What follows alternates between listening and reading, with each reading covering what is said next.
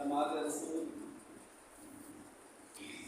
अल्लाह के प्यारे नबी सल्लल्लाहु अलैहि वसल्लम के दामाद और अम्मे ज़ाद रसूल ताज बिन्त रसूल हज़रत शेर खुदा अली रज़ियल्लाहु तआला अन्हु का यौम शहादत है। जो कि मुख्तसर बात होगी, हमें मालूम होना चाहिए कि हम जो कि मुसलमान हैं, हमें अपने मुक़्तदा और रहबर फातिह खैबर हज़रत शेर खुदा अली रज़ियल्लाहु तआला अन्हु का यौम शहादत किस तरीके से उनको शहीद किया गया, उनकी क्या खिदमात हैं जो अल्लाह के नबी सल्लल्लाहु अलैहि वसल्लम पर बच्चों के अंदर सबसे पहले इस्लाम कबूल करने वाले, ईमान कबूल करने वाले 8 साल की उम्र में या 10 साल की उम्र में जिन्होंने इस्लाम कबूल किया, सारे ग़ज़वात के अंदर, सारी लड़ाइयों के अंदर अल्लाह के नबी के साथ शरीक हुए सिवाय ग़ज़वा तबूक के कि अल्लाह के नबी सल्लल्लाहु अलैहि वसल्लम ने फरमाया कि ऐ मेरे जिंदाज़ात,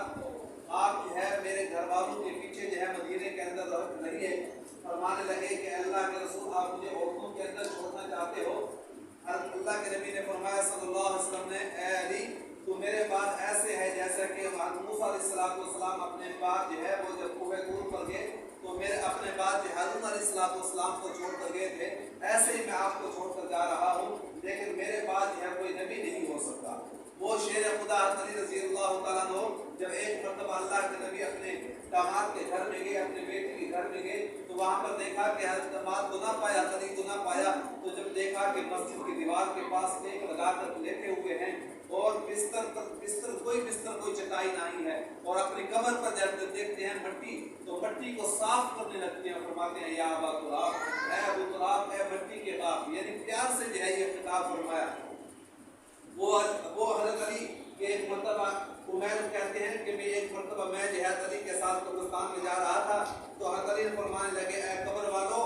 ऐ तन्हाई वालो, मुझे बतलाओ कि तुम जो है चले गए दुनिया से तुम चले गए, तुम्हारे बाद जो है तुम्हारी बीवियों ने दूसरा निकाह कर लिया, तुम्हारे जो बच्चे थे वो यतीम हो गए, तुम्हारा बाल जो है वो दूसरों के पास चला गया, तुम्हारे साथ क्या हो रहा है? तुम बताओ तुम्हारे नजदीक बेहतरीन चीज कौन है? और फिर खामोश होने लगे। उमैर फरमाने लगे कि आप खामोश हो गए। अली ने फरमाया कि अगर ये जवाब देना चाहते तो ये जवाब देते कि बेहतरीन चीज जो है वो अल्लाह का डर है। इतनी ज़हानत, इतनी फतानत कि एक मरतबा किसी यहूदी ने जो है असर की जमात पढ़ने के लिए आ रहे थे, किसी यहूदी ने सवाल कर दिया कि जो कि इनकी जमात रह जाए। सवाल ये किया कि बतलाओ वो कौन से जानवर हैं कि जो अंडे देते हैं और वो कौन से जानवर हैं कि जो बच्चे देते हैं। अब उस यहूदी ने सोचा कि चूंकि एक एक का नाम लेंगे वक्त बीत जाएगा, उनकी नमाज जमात से रह जाएगी। चूंकि अल्लाह के नबी के दामाद थे, सहाबी रसूल थे, अल्लाह के नबी की महफिल में बैठने वाले थे, अल्लाह ने इतनी ज़हानत दी थी।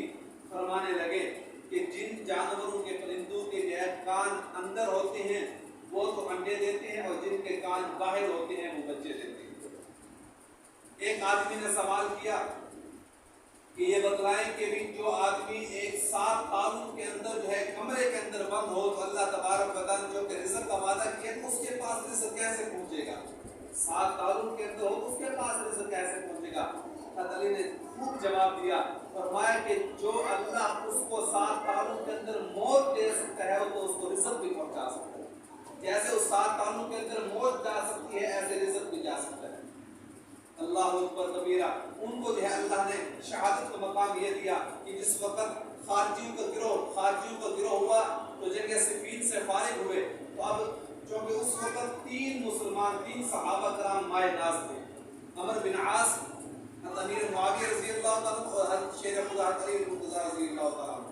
अब खारजियों ने इनको जो है शहीद करने के लिए 3 आदमी मुकर्रर किए।